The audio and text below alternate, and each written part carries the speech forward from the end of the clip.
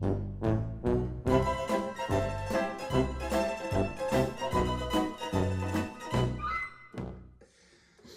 welcome to the offices of the Genizah Research Unit in Cambridge University Library. Joined here by Dr. Nick Posegay. I'm Dr. Ben Outhwaite.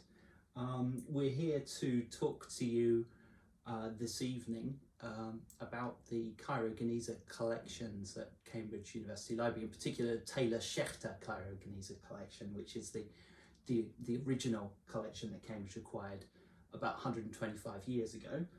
Nick, what's a Genizah? A Genizah is a sort of hidden space, usually for storing Jewish manuscripts that are too old or damaged for continued use, and especially things that have the name of God or the Hebrew language written on them.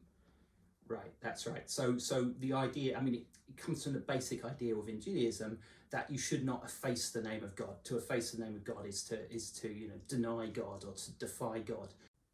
Because of the sacred storeroom or sacred burial purpose attached to the Genizah, Solomon Schechter, when he started looking at the material he brought back from Cairo, expected to find it full of the Jewish holy books, the Torah, other bits of the Bible, the Mishnah, the Talmud, and all the other works of late antique and medieval Judaism.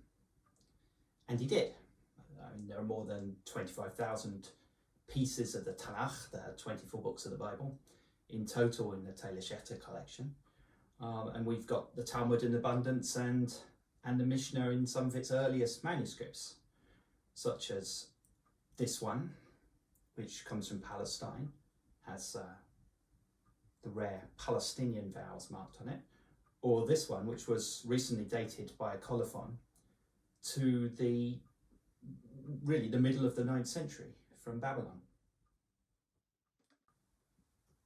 But what surprised Schechter was the extent to which other texts had been dropped into the Genizah chamber, which bore no real essence of sanctity, which would have required them to be stored away. He and other early scholars at the beginning of the 20th century certainly published some of them.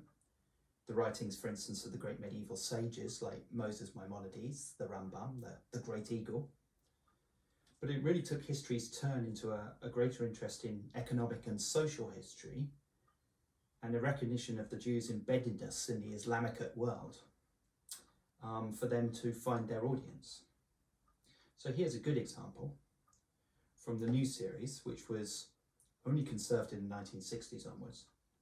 It's Arabic and Hebrew characters, the written vernacular of the Jews of Egypt. And the first line says, Nafakat al-Ansara, expenditure for the festival of Shavuot, Feast of Pentecost. If I live that long, Be'ezrat Shaddai, by the help of the Almighty. So it does invoke God by one of his names, and it's written in the Holy Script, Hebrew, even though the language is mostly Arabic. The content, however, is the shopping needed for a number of meals prepared by or planned by a man called Solomon ben Elijah in the 13th century over the holidays, and they include things like mulukhiyya, which is today known as Jew's mallow, this kind of herby thing, which makes very sloppy soup, some exotic spices like Java pepper, showing the extent to which Jews could draw on the international trade, and djeja limoniya, lemon chicken, which today is associated still with Sephardi Jewish cooking. It's in ephemeral documents like this, I mean a shopping list from the 13th century, that the Genizah arguably has no parallel in any other archive. What should have been thrown away was instead stored away. So for more than 125 years now, the main scholars of the Genizah have been interested in medieval history and especially the history of Jews in the Middle East prior to about 1300 AD CE. So the assumption is that if anything has survived as a printed text in the Genizah, it has been reproduced so many times and so recently that it's not really worth looking into further. or at least that has been the perception of a lot of the early Genizah scholars, people like Solomon Schechter and Adolf Neubauer over at the Bodleian Library, who left behind or even disposed of printed fragments that they found in the Genizot of Cairo in the 1890s. And what we know in the Cambridge collection today is that Schechter did end up bringing somewhere around 10,000 fragments of printed items back with him from Cairo to Cambridge, and for a long time no one really looked at them or did any research on them because they were all paleographers and medievalists.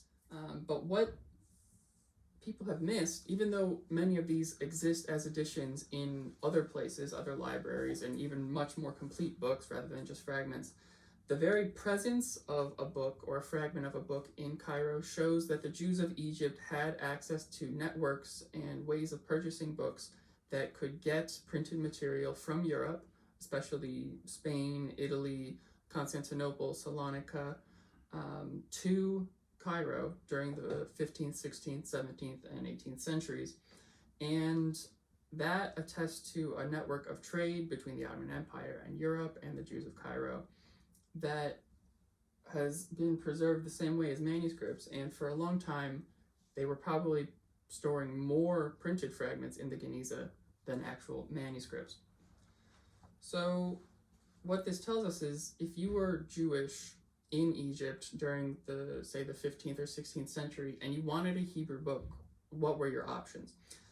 And we know from the history of Jewish printing is that there was no printing press anywhere in Egypt in the 16th century, except for a couple years in the 1550s. Okay, so in the history of print culture, Hebrew print culture specifically, that we see in the Cairo Genizah, there are 4 clearly distinct periods that we can trace using just Genizah fragments. And the first one is the phase of block printing, which actually, to really understand the history of printing in the Genizah, we have to start about 500 years before Gutenberg and his printing press in Europe, in the 9th or 10th century CE. Block printing, which is the act of carving a piece of wood with a shape and text and then coating it in ink and then stamping it onto a page. That's block printing. The technology came from farther east, probably from China, and spread into the Middle East along with the spread of paper in the 7th and 8th centuries, eventually reaching Egypt by the 9th or 10th century. And block printed amulets, the block itself in Arabic is called a tarsh, and a tarsh is very common for Arabic printing at this time. So the 10th or 11th century, it was used to create amulets in Arabic script. And what we see here are 3 different amulets that are preserved in the Cairo Genizah. None of them have any Hebrew text on them at all. They're entirely Arabic, and they quote from the Quran. So from this one, for example, is Surah 1, 112, 113, and 114, which is common in amulets, Islamic amulets. And the other ones have the names of God, the 99 names of God in Arabic, which is holy in Islam, and Arabic prayers. And there's really no reason to expect, if we had found these in any other context, that they would have been owned by Jews. But we know that they made it into the Cairo Genizah, into the Ben Ezra Synagogue's Genizah chamber somehow, and we only reasonably expect that Jews had access to that space. So this suggests that from a material standpoint, these amulets, which were printed in Arabic, were circulating in the Jewish community in the medieval period. And they are preserved now for us because the people who were circulating them thought that they were worthy of putting into a Genizah. They were holy for some reason, even though they didn't have Hebrew. They do have the name of God in Arabic, so that may be why they were eventually deposited. Now, moving on from these Arabic Tarsh block prints, we have one Hebrew amulet that is a block print, at least that we know of in the Cambridge collection, and it's quite a bit bigger, and it's blank on the back, which suggests that it was meant to be put up on a wall as a decoration, like a poster. It's probably from the 13th or 14th century, and it could be European, but we're not actually sure. It could have been printed in Mamluk Egypt as well. And it says here in Hebrew, "Blessed are you going in, and blessed are you coming out." And it probably was meant to be hung over a doorway, sort of the live, laugh, love of the medieval period. The other thing that we see is that block printing appears in Egypt before it appears in Europe.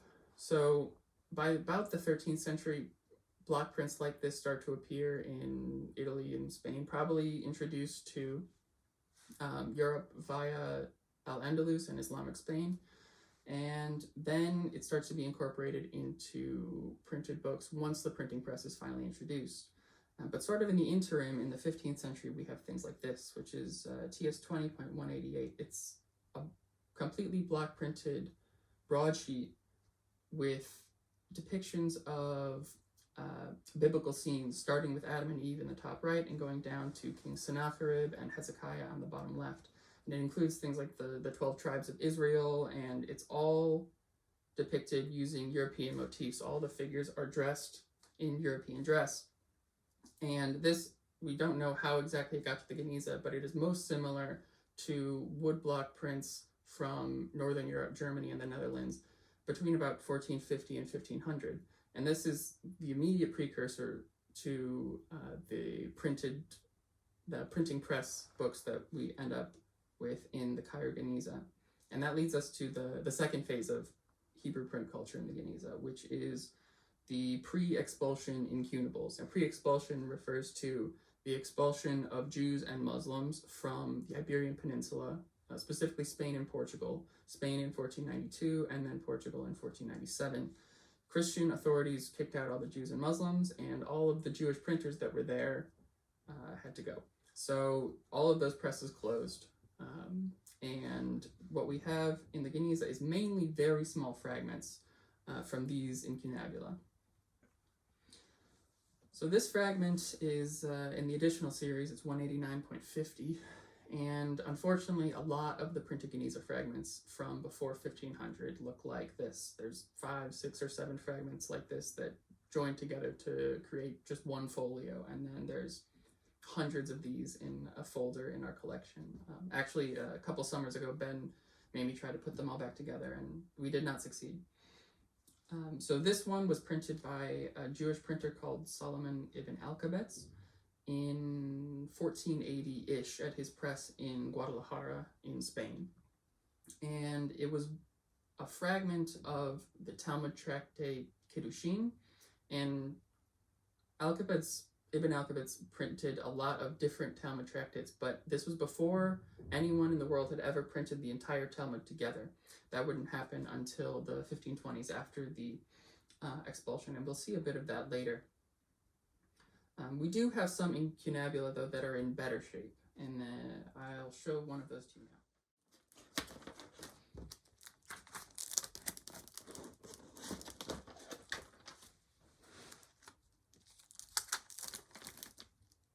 So this book was printed by Abraham Al-Antansi in 1490 in the city of Ihar in Spain as well.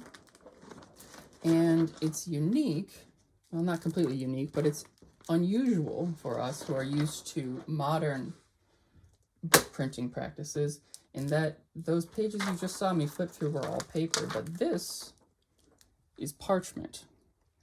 So some of the early printers in Spain before about 1500 would alternate and mix parchment and paper together in a single quire. Why exactly they did this, I'm not sure. It's probably some sort of aesthetic effect that was related to sort of the authority of manuscripts and parchment.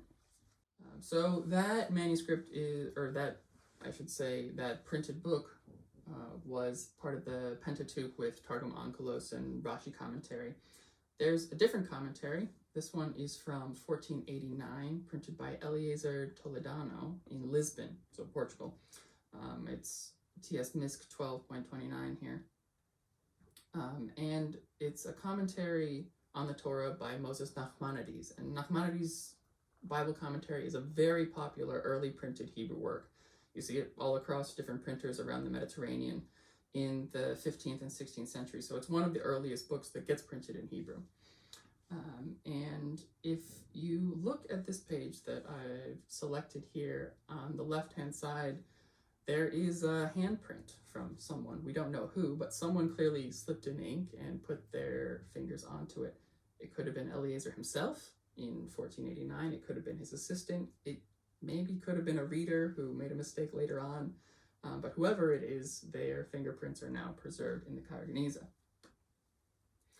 So these incunabula, as I said, are quite rare, but they lead us into what I would refer to as the third phase of print culture, Hebrew print culture in the Genizah, which is sort of the golden age of Hebrew printing. As it said, the golden age of Hebrew printing in Europe mainly centers around Christian printers in Italy. So this is after the expulsion of Jews and Muslims from the Iberian Peninsula, and the center of gravity of Hebrew printing shifts to Venice. And the number one printer in Venice at this time was a man called Daniel Bomberg.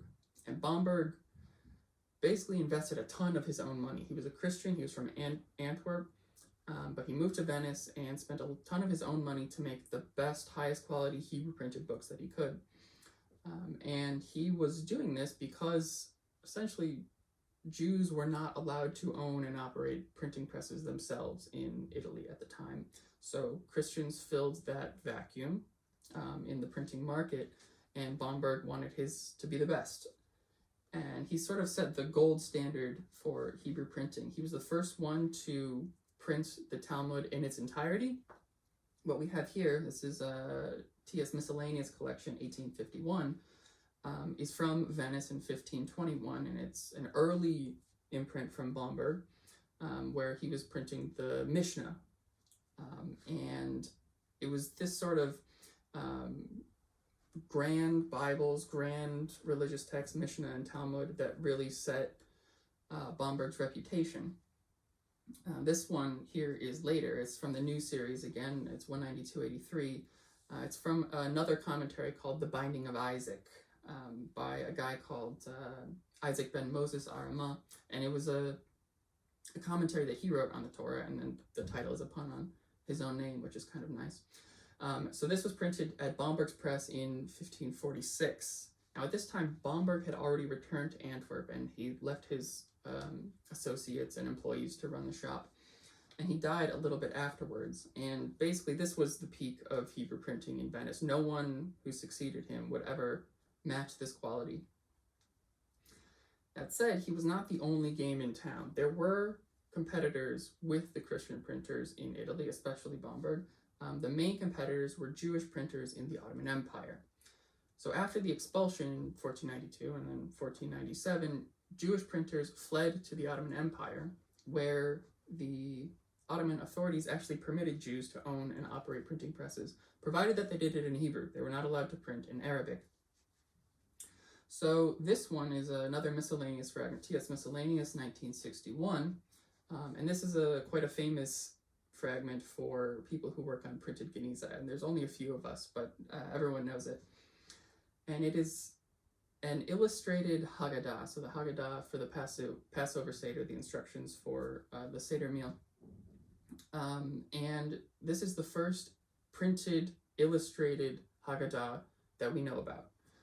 And it was printed in Constantinople around 1506, we think, by David and Samuel ibn Nahmias, who were Jewish brothers who had fled from Spain during the exile in 1492, set up a new shop in 1493, and this is, as far as I know, the earliest fragment we have from their press in the Genizah, is this Haggadah from 1506-ish. So you see they're using woodcuts, similar to the woodcuts that we've seen in the past, and integrating them alongside movable type text. And this woodcut in particular is important because it has been traced, along with the other ones in this Haggadah, to a workshop in Naples that is also famous for illustrating Aesop's fables, an edition of Aesop's fables in the 1480s, I think. So the Ibn Nahmias brothers had access to these woodcuts, or they commissioned them or something, and then got them to Constantinople, where they printed their Haggadah. Other Jewish refugees also set up printing presses in the Ottoman Empire. So from Portugal was a man called Judah Gedalia, and this fragment, TSAS 191.639, is one that his printing press in Salonika printed.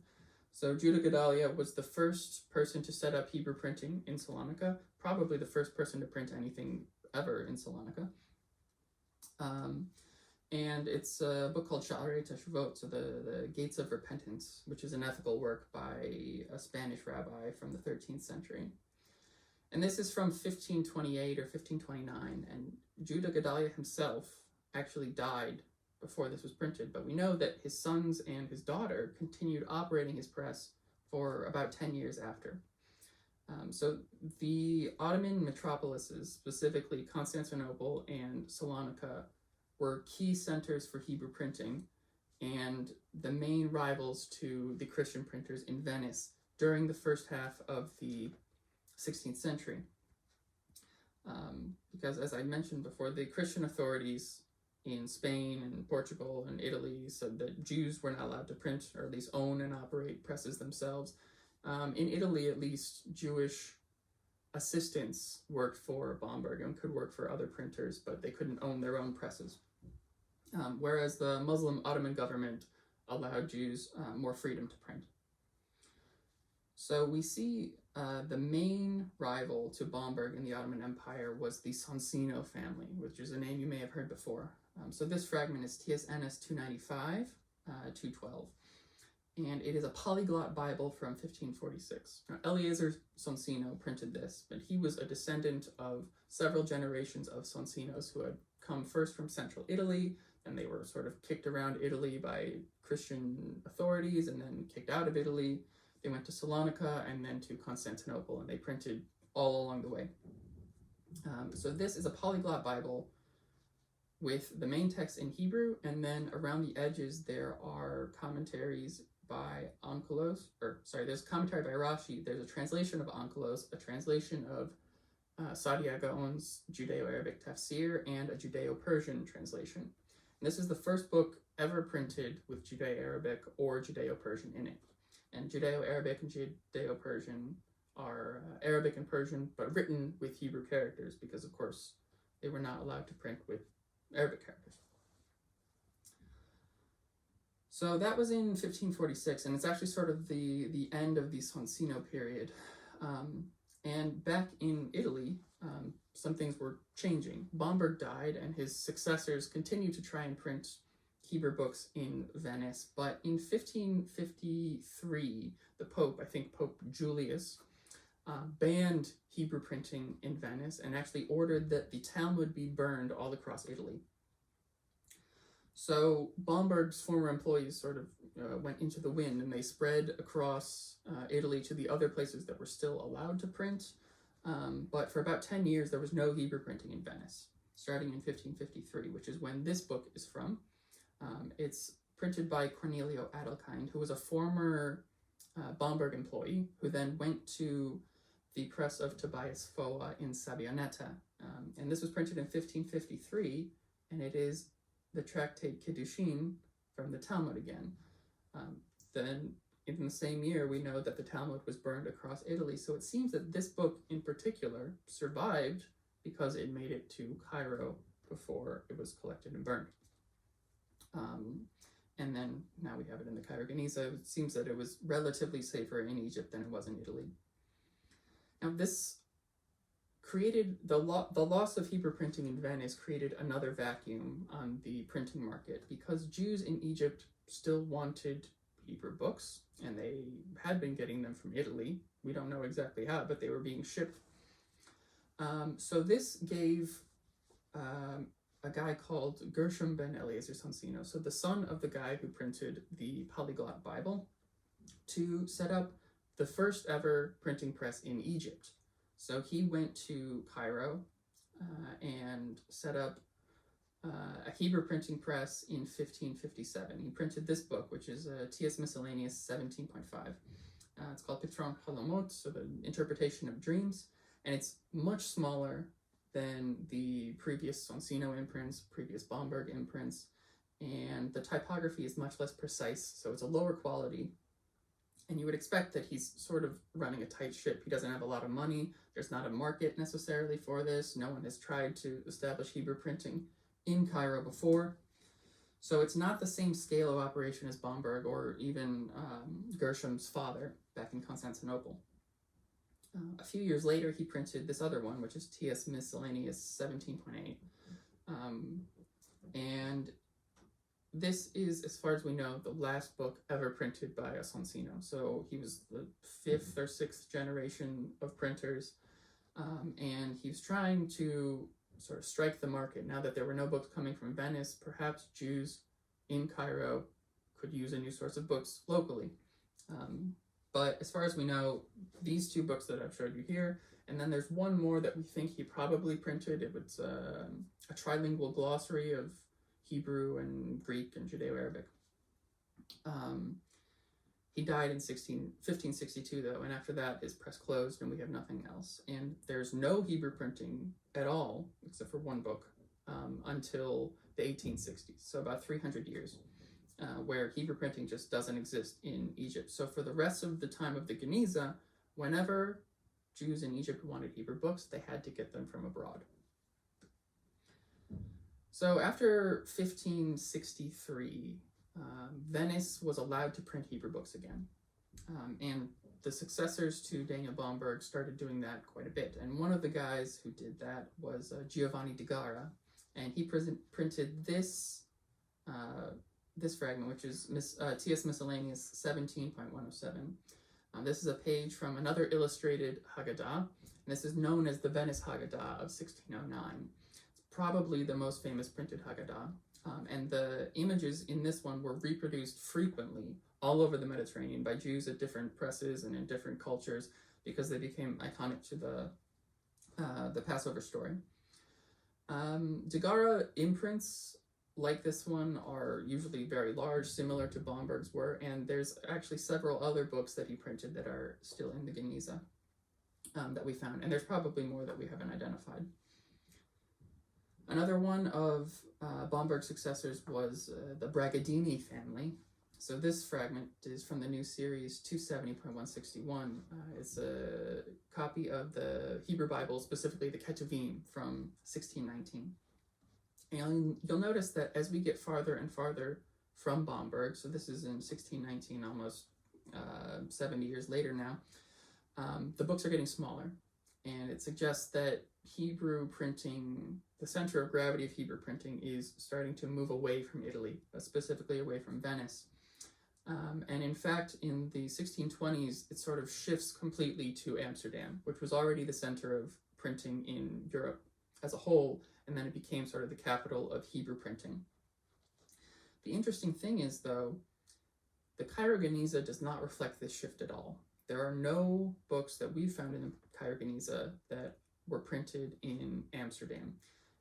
Throughout the 17th century and even into the 18th century, as Amsterdam is taking over the Hebrew printing market, Jews in Egypt are still getting their books, although at this time, mostly shorter prayer texts, so Siddurim, and not huge grand Talmuds and Mishnahs anymore. They're mostly getting their books from Venice, almost exclusively from Venice at this point.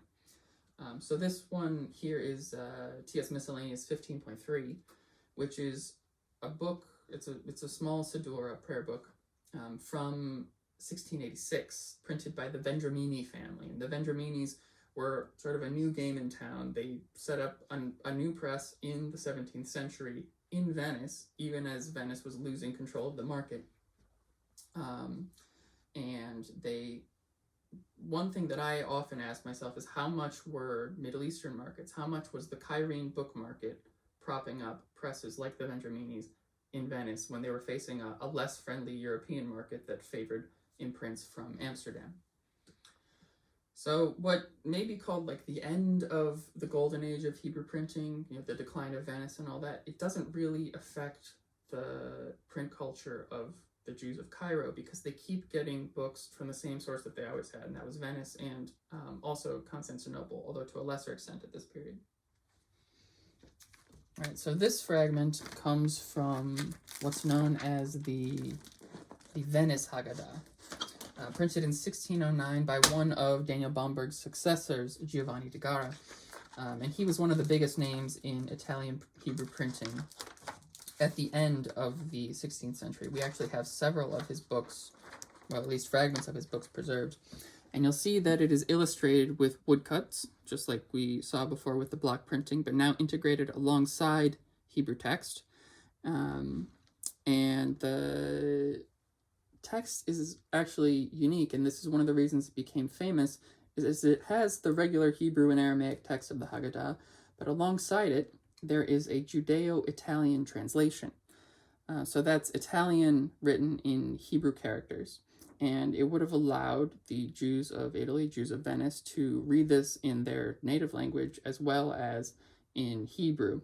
And that would have made it more accessible, probably more popular. And that paired with the beautiful illustrations, which end up being reproduced by Jews all over the Mediterranean, they became iconic to the Passover story.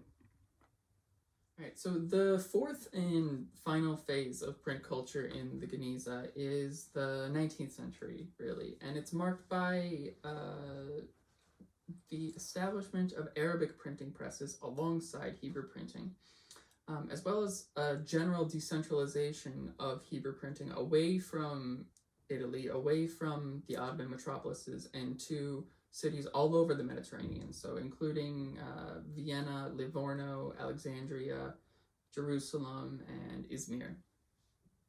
And so in the 1820s, the Egyptian government, led by Muhammad Ali Pasha, established a state printing press at Bulaq, which is a neighborhood in Cairo.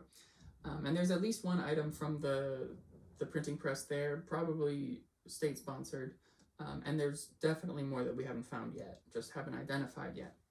So the 19th century stuff is largely Ladino, so that's Spanish in Hebrew characters, and a lot still from Salonika. Not any fragments now from Venice, but there are things from other places in Italy, especially Hebrew printing from Livorno, also known as Leghorn, I think, in English. So we have sort of a shift when we don't know a lot about printing in the Genizah, because for the first half of the 19th century, there are hardly any fragments of printed material that we can identify. There is this book, which is another Haggadah. It's T.S. Miscellaneous 1788, and this was printed in Cairo in 1834 by a printer named Moshe Castillo. Moshe Castillo, or he's also known in Arabic as Moses Castali, perhaps. There's a man we know who was a printer and printed in Arabic. His name was Musa Castali. And then there was this Hebrew printer who goes by Moshe Castillo. It's a very similar name, but unfortunately the dates on this manuscript, this book, 1834, don't quite line up with what we would need for it to be the same person. But anyway, this Haggadah, as we just saw with the Venice Haggadah, it has the same iconic woodcuts, but they've been reproduced, and they are clearly a lesser quality and smaller than they were in Venice in 1609, but they were popular enough to be added to a Haggadah printed in Egypt. And this one is unique because, if you recall, the Venice Haggadah had Judeo-Italian as the translation. This has Judeo-Arabic, and the Arabic text, the Judeo-Arabic text, is reproduced using lithography. So it's actually handwriting as opposed to using type.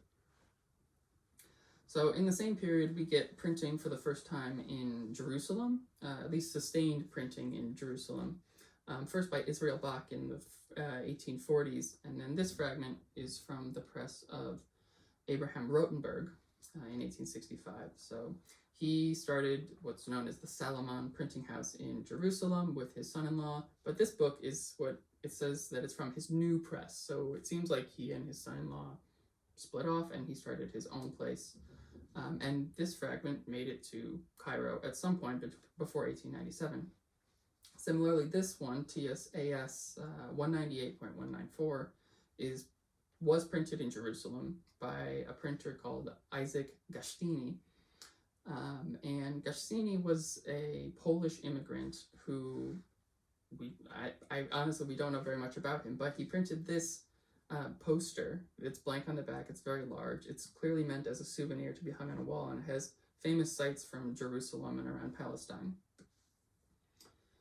So moving from Jerusalem up to Europe, actually the the most common printer in the 19th century in the Genizah is a printer named Joseph Schlesinger, and he was a printer in Vienna in the 1880s, and there are loads of these pocket-sized Bible books. So this one is from Genesis, the new series 165-62, and this is a copy of Genesis that he printed for use by Jews around the Mediterranean Sea, and we know that he had a wide audience because there's Ladino, Hebrew, and German on the cover. He didn't really know who was going to be buying it, but he wanted people to be able to read it.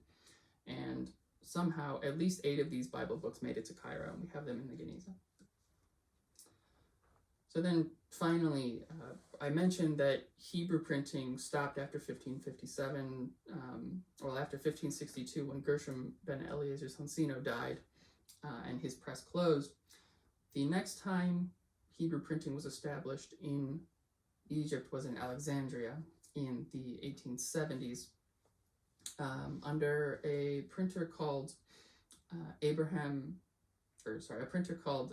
Mizrahi, and he was another immigrant. He came from Iran, moved to Alexandria, established a Hebrew printing press, and printed a ton of these amulet fragments. So this is the new series 26.226, and this is a piece of an amulet, possibly meant to go on a wall, but possibly just to be carried as an amulet, and it has the 10 Commandments on it.